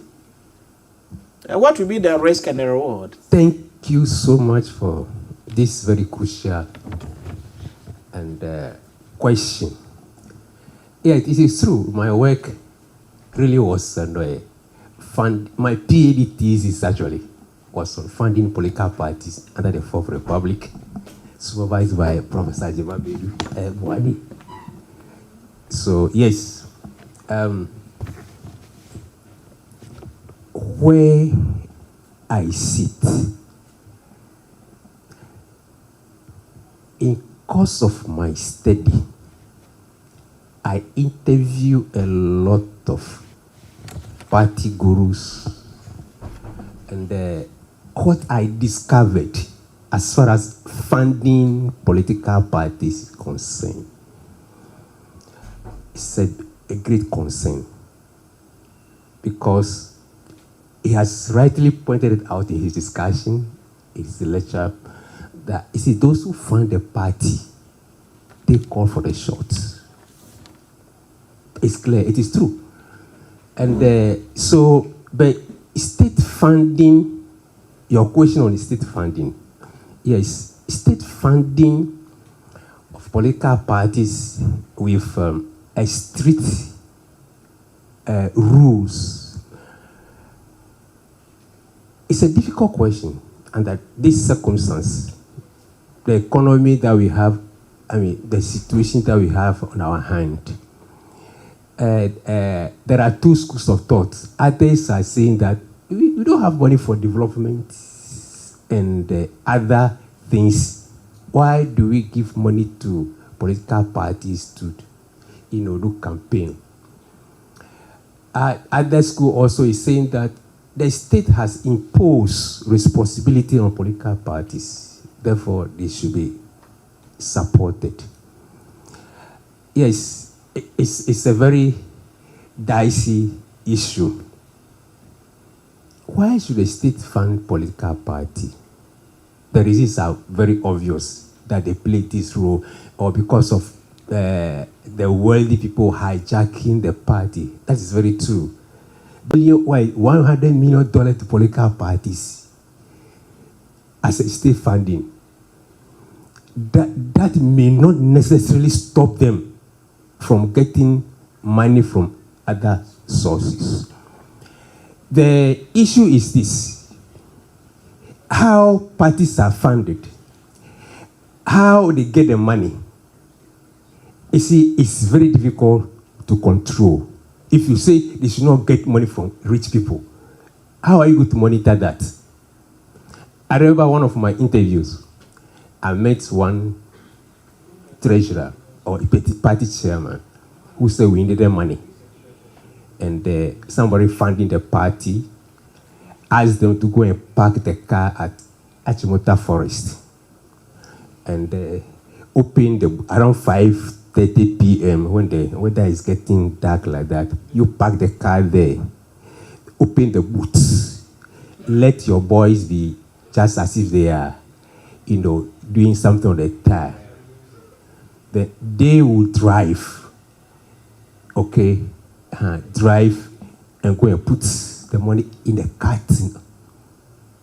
No, it's the other way around. You just come there, you see this in there, you come and pick the money. The money they mentioned at that time is so much million. First of all, this money will not go to their accounting system. It goes straight to a certain class of people who know that this man has donated this. Whatever they will do with it, they will do with that money. So if you want to check the accounting system, that you check that, I've given you state money, so don't go and solicit money for so. So how will you get this? So our system itself is so porous that we will not be able to control the state funding. Again, something has been happening. You see that when NDC is in power or MPP is in power, they say on account there will be state funding. It's not on account state funding. The argument is so simple. When you look at the theory of rational choice institutions, people make law to favor themselves. So why do I give somebody is competing with me, then I give him money to come and compete with me? It has been an issue. But with the kind of economy we have, the people we have, level of education, it's been really, really, really difficult. Really, really difficult to give them money and think that you are monitoring, you are checking. Because most of the political parties, they are not in for national interests. They are in for their selfish gain. They give them vehicles. Those days, some time ago, government gave them vehicles. Who has ever traced how those vehicles are used? Who monitored? And who? That's the question. Let alone give them money. Then you see that some of these parties, you ask yourself, NDC, NPP, why do you still have minor parties? They are not winning elections, but they are still in the system. Because there are benefits that they derive. Even though they don't win the elections, there are a lot of benefits that the laws, provisions for them. So they are not there because naturally, some human nature don't have. They are not there because of the nature per se. They have drifted, as he has said. It's a state capture. What will benefit you and any other thing. So I will know where I sit. State funding, in theory, we look at controlling their expenditure and all those things. But where I sit, the nature of the people, the education, the level of education, any other things, the system you have, it will be very, very difficult. It will mean that throwing away that money. Thank you. All right, Professor. Okay, thanks so much. That is interesting. All right, just like giving a gun to your enemy. One party giving money to the other political party to come and compete and contest them. Okay, so I will respectfully jump Professor Rosina. I was going to ask a question which is going to cause a bit of a controversy. The two dominant political parties, that is NDC and PP, and when you look at their ideologies, as a professor mentioned, socialism, capitalism, property owning, democracy, and all that. Whether they have lived those ideals. Unfortunately or fortunately, we invited the political reps at NDC and PP. Because they are not here, I wouldn't put you into any. So I will spare you for that. So this will be my final question to Dr. Asare. Looking at all the things or listening to what Professor Azar exposed to us today, juxtaposing the challenges confronting us and then the reforms he actually proposed. Dr. Asare, so fast forward 10 years to come, or fast forward 10 years, if nothing changes in party culture, the biggest single danger to Ghana's democracy would be the continuation of politics as usual, and even a further and deepening entrenchment of the ills of the party system that Prof points out. And when that happens, you will have to ask yourself, what does that do for our belief in democracy itself? I have regularly argued that Ghanaians have made their peace with democracy based on certain things they have expressed over 10 rounds in the Afrobarometer survey. What we haven't made our peace with, as I argue, is how it is working and what it is delivering or not. And so that for me would be the biggest danger, that do we want to continue this cycle, even further deepen it, that pushes citizens away from a political system that it takes them to actually sustain it. The Professor Kwame Jechi, in his book, Tradition versus Modernity, one of the things he said in his definition of democracy is that it also has to be a system where citizens are willing to defend it to the hilt. And if this kind of behavior continues and becomes more entrenched, when you call upon them one day to continue to defend democracy, what answer would you get or not get? The last thing I would add is there's also a bit of what I would describe as a tension in the minds of Ghanaian citizens in terms of how to treat or deal with our political parties. So if you look at the Afrobarometer survey and questions around political parties, as Prof mentioned, trust, whether it's a ruling party or opposition political parties, very low. When you ask, have you contacted a member, an official of a political party, a few people say they have. But on the other hand, Afrobarometer also shows that 7 out of 10 Ghanaians say we need more political parties. So Ghanaians have a choice, a real choice in who governs them. And only no more than 3 out of 10 say political parties are divisive. So there is also that tension where if we are going to recover these parties, like Prof suggests, how do you reconcile some of these tensions in our minds? Because ultimately, they continue to play a role. It's just that we want them to play the kind of role that makes not only democracy sustainable, but we get the development outcomes that we want. Yeah, thanks so much, Dr. Asare. I think thanks so much. The responses are very thought-provoking. And then these are extractions from Professor Azar's presentation. It's more or less an analysis. I really appreciate the response by Dr. Asare, the final response. If nothing changes in the next 10 years, it will become politics as usual. Politics as usual. That is a very good response. He sums up everything. And the implications and the ingredients of politics as usual. Yeah, so on that note, we will give the microphones to, we shall take 3 quick questions from the audience. Your question must be brief, precise, concise, and straight to the point. So 3 questions from the audience. Any usher around? Kindly help with the microphones. Please, once you get up, you mention your name and then you ask your question.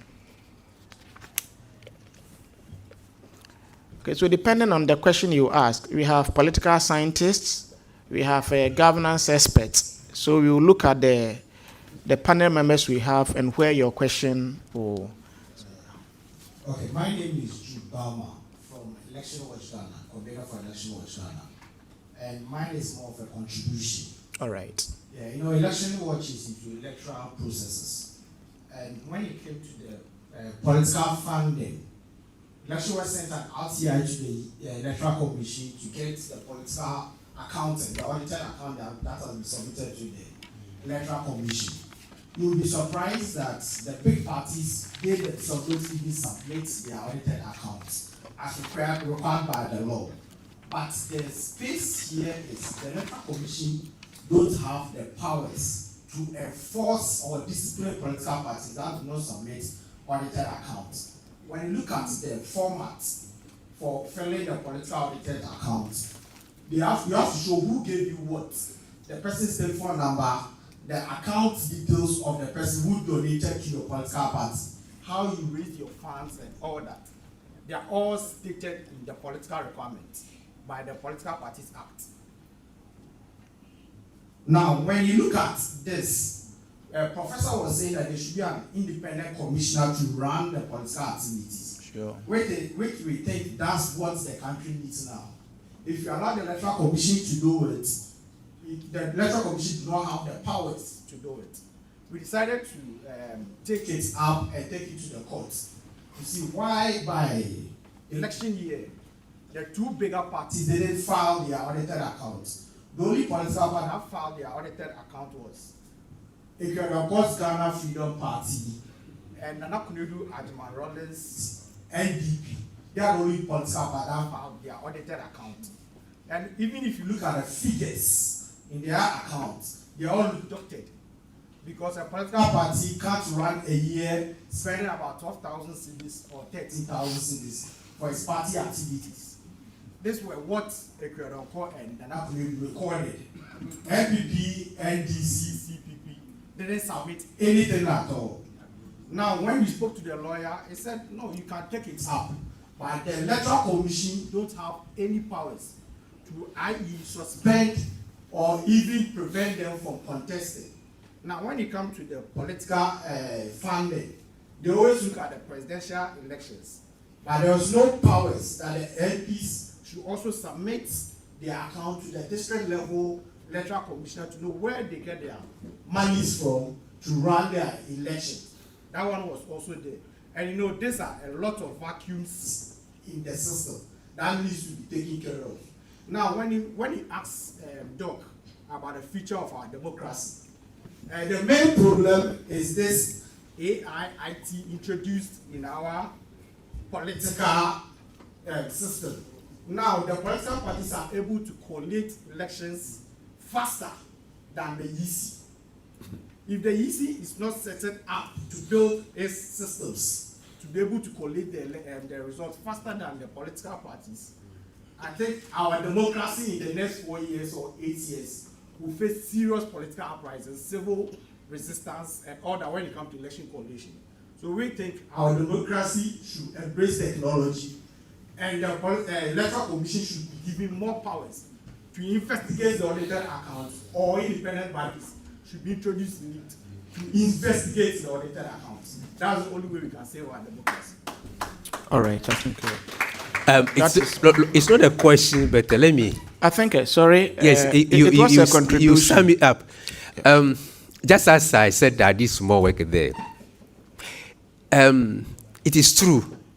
First of all, if you are even doing a study, and you go to Electoral Commission, and you are asking them to give you the accounts that political parties have submitted, first of all, they will not even give it to you. It's difficult. You won't get it. Hold on. Yeah, you hold on. Yeah, it's also one of the challenges. When I was doing my work, I had to find a backdoor. I worked with NCC some time ago. So I know electoral commission staff. Okay, this is unethical. So I did after I got my PhD already. So it is hard to pass backdoor to be able to get that audited account. They call it audited account. With my interview with party officials, they have 3 different accounts. One for EC, satisfy, constitutional or legal requirements. One for the general party members, and one account is for those in the kitchen cabinet, closed door. So you see, which one are they declaring? That one is also another issue. So yes, that's why I was talking about this party financing, this state funding. It is very, very difficult. So that is the reality. Those who fund a party don't give a big shock. Only few people are aware. That's why, like he said in his lecture, when it comes to Luti become repayment plan, I won't quote you directly. That is very true. So that's the problem we have for our political party system, and it's very problematic. Thank you very much. Yeah, thank you, Professor. My question goes to All right, all right. So, your name? Me from CTFM. All right. Okay. Yes. Since Prof was talking about how political organizations are run, political parties, I want to ask of what his view is on how political parties in Ghana do not tolerate diverging views or dissent. And even the most recent example is some groups within the MPP calling for the expulsion of the Honorable Kennedy Japan. Do you think it's appropriate that the parties do that? Is there any historical antecedents for it? And do you think it must be encouraged, or that our parties should do more to entertain diverse opinions? Professor, yeah. No, to Professor Azar. Yes. Okay. Prof, did you get his question? Yeah, I think you wanted to know whether the party should be more tolerant of dissent. Yes. They should be. Yes. I mean, not because I said so, but because the Constitution itself says so. Right? What's the whole point of having political parties if people can't even freely express their opinions? I mean, this whole notion of parties suspending people and all that kind of stuff. It's somebody. Are you going to stop them from voting for you or what? I mean, it's completely senseless. All right, thanks so much, Professor. By the way, when the courts do that, the parties are upset. Why are you jailing this person and so on? But they want to constrain people from talking. They just don't want other people to constrain people. All right, thanks so much, Professor. My brother, are you satisfied? All right. Hello. Okay, my name is Resurrection. And I want to ask Professor Kwaku Azar, during his presentation, he made mention of, he said political parties were not meant to contend against each other, but to unite citizens. And in his awesome story, he made mention of the woman and the man fighting based on political, whatever. In the trotro? In the trotro. Okay. So my question is it that citizens are being ignorant of what goes on when it comes to political staffs, or they are just not being exposed enough? All right, resurrection. Professor Azar will resurrect your question for you. But I think when Professor was actually giving the recommendations, recover, number one is what? Resurrection. Recover the political party, the state, parliament, the citizen, and then finally the development. So, he spoke extensively on that. Education, sensitization, orientation of the citizenry. That is what they were fighting in the trotro. MPP, NDC. They forgot that When they have their bigger cars in Accra, driving in East Legon, the villages are also suffering. But that notwithstanding, Professor will resurrect your question for you. Resurrection. So, Professor, will you give all my responses? Okay. No, yeah, I think your response is adequate. All right. Citizens Please, the microphone, please. vote and support parties. But what I was highlighting was that the citizens are first and foremost citizens. You are a citizen of Ghana before you become a supporter of a political party. But most of us have it twisted, that they think it's more important to be a member of a party than to be a citizen of Ghana. And we need to reverse that. So we see that will cause Ghana to lose, but will cause your party to win. You know, where would you stand? I don't like it when people say, well, I'm on my party's side if Ghana loses. That's the point that I was trying to make. One of the things that breaks my Prof, heart, kindly use the mic because we are streaming. yeah. One of the things that breaks my heart these days is when I see people wearing party attire to funerals. I'm like, I mean, it's funeral. Why can't we leave our party affiliation somewhere else and then mourn together? You know, it's almost like the party stuff has gotten too much into our DNA that we are no longer thinking clearly about the issues. All right. Thanks so much, Professor. Senior, your name and your question. You can also be specific if you said can be answered by. That's great. So Professor Kwaku Azar argued that political parties have drifted from their constitutional review justified. Thank you. All right. Okay, so our distinguished professors who would want to assist our brother to unravel his mystery. Repeat the question. Senior, please come.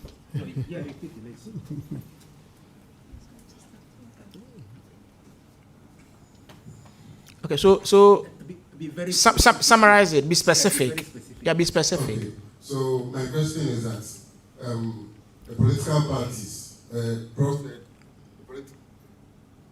political. But use the microphone. Use the microphone. It goes on and off. Is that so? Okay. All right. So Prof said that the political parties have drifted from their political mandate of developing the country to capturing the state. And then my question is, in his view, or in any of your views, is this state capture backed by, or is it incentivized by our constitution or the political system? If yes, is the call for the 1992 constitution review justified? So, in my view, it is more of a perversion of the incentive structure that has, or that fuels that drift away from development focus to state capture, right? That now that elections gives a party that wins access to the state and state resources, the choice that confronts a party for me is, do I want to use it for development, or do I want to use it to distribute patronage for those in my tribe? So I won't blame that on the constitutional architecture itself, as opposed to how the actors or the custodians themselves have chosen then to interpret the fact that, for example, the Constitution says we should have an election and et cetera, and whoever wins, forms the government. Are constitutional reforms, quote unquote, justified or needed? Yes, I believe that every so often countries would have to take a step back, reflect, and look at the fault lines of their constitution and fix them. But what I will say is that ultimately, whatever fixes you come up, new clauses, new provisions, deleting some, amending some, constitutions are inanimate things. It would ultimately fall on citizens, appointed officials, elected officials, to make the words on the constitution, that is written on paper, come alive. All right, thanks so much. Senior, are you satisfied? Fantastic. There's also history. All right, so kindly give the mic to Professor. Remember, I mentioned history. We operated a colonial system, or at least we were under a colonial system, and governance was about control. Then there were the liberation movements. It was about how do you capture power. And then we had military governments. It was all about, again, control.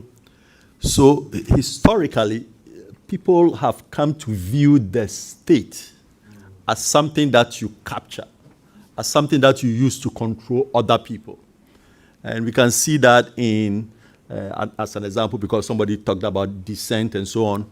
But we've had freedom of expression enshrined in the 1992 Constitution forever. But it took, I think, the Kufuor government in 2000 to repeal the criminal libel law. And even after that, they have all kinds of laws that they enforce to suppress speech. But these are all colonial relics. You find these laws were in our criminal code long before we had embarked on Constitution, because the colonial people wanted to use that as a control. And then people today still want to use that as a control. So history is part of the problem. I like constitutions, and I'm all for constitutional reform and so on. But sometimes we tend to think that the answer is to reform the Constitution. It's never the answer, because I mentioned the constitutional settlement between the NLM and the CPP on how you accommodate this federalism demand. They accepted it, but nobody really believed it. And so the first time they had the opportunity, they got rid of the regional assemblies. And before we knew, we had degenerated into a one-party state. So you can put whatever you want in the Constitution. The operators, unless they believe in what they are putting in, we're going to have problems. Yeah, thanks so much. All right.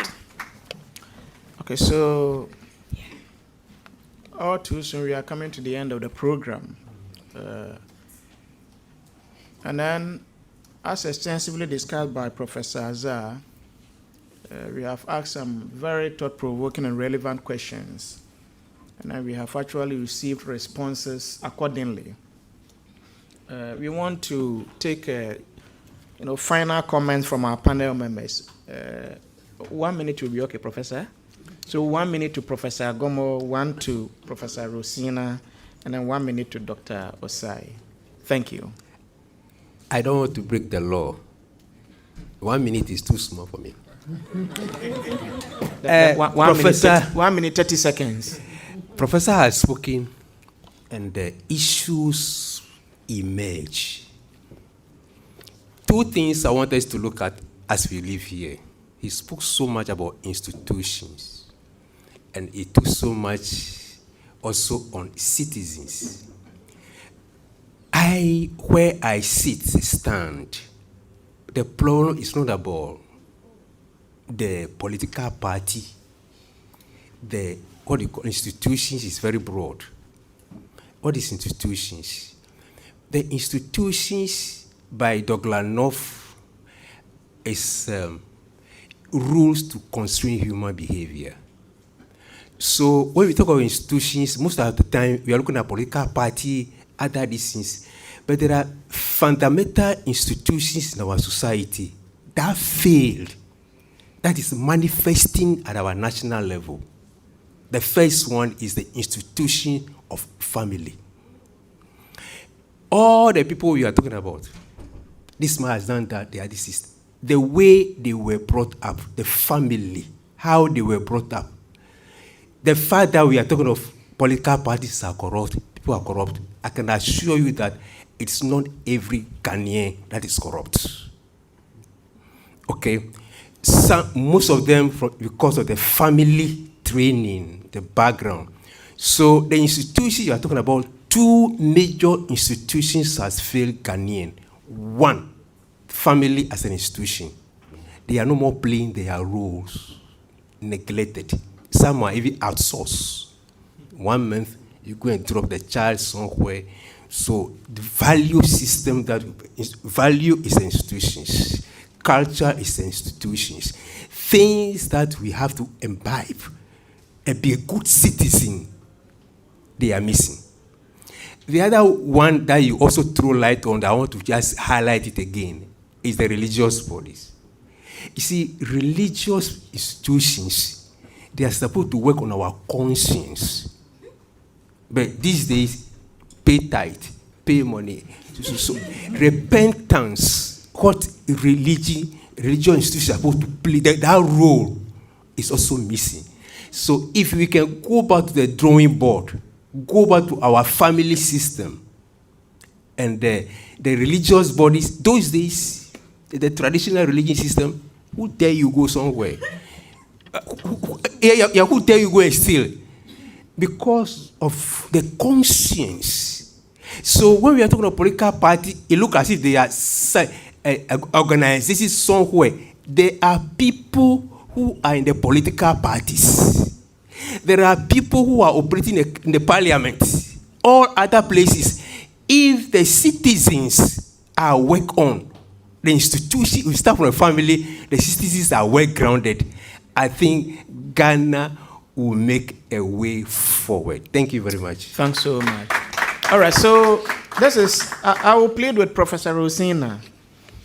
You know, because she also doubles as the chair, I'll plead that the microphone be given to Dr. Osai, so that when you are commenting, then you end your concluding remarks. You know, use a stone to kill two birds. Thank you. I hope you understand me. Thanks so much. Doctor. Yes. Thank you. So, for me, when you listen to everything that Prof has said, you are tempted to walk away thinking this is an indictment of political parties, and therefore we sort of have to shun political parties. But what I liked in the last part of his speech was that, look, these current realities of our political parties and how they've drifted is not a good thing. But there's still a way to bring them back. But to be able to bring them back, certain things have to happen. Of the 5 recoveries that he talks about, for me, the most crucial that would drive the other 4 recoveries is active citizenship. And not just active citizenship, but he says sustained public demand, right? The things that we want cannot be one-off demands. We want them today, we relax. We want them another day, we relax. It has to be a continued cycle of sustained public demand if we are going to be able to achieve these different recoveries, especially to bring our political parties back to how they were originally envisioned, both mobilization, but also to drive development. Thank you. Thanks so much, Doctor.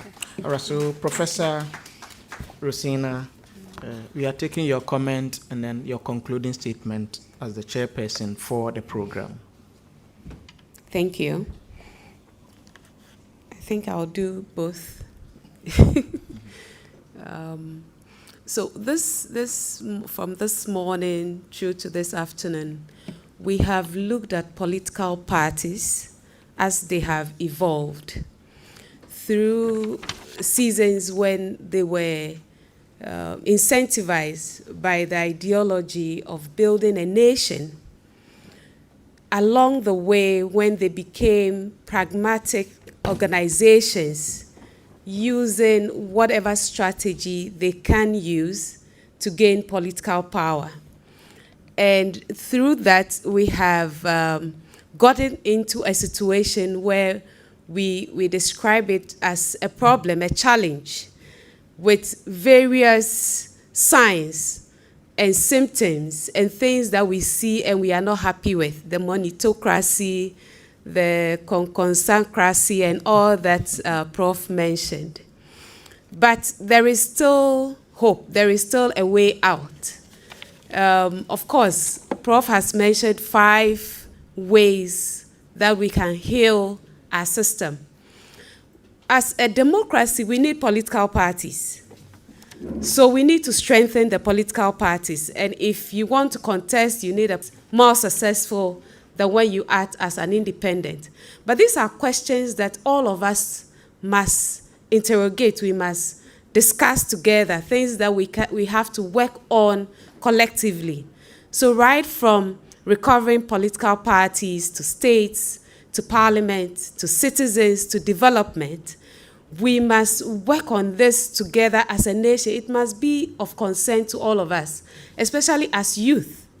We shouldn't just throw our head back and join the bandwagon and say that, okay, after school, I want to be a politician, as someone told me once on campus, right? So let's not just look at the situation and say, okay, I want to benefit from it as much as I can, but let's rather contribute to the solution. And I think that is how Ghana can move forward. Thank you so much. Thank you so much, Professor Rosina Foley. We appreciate your time. We thank our panel members. Now,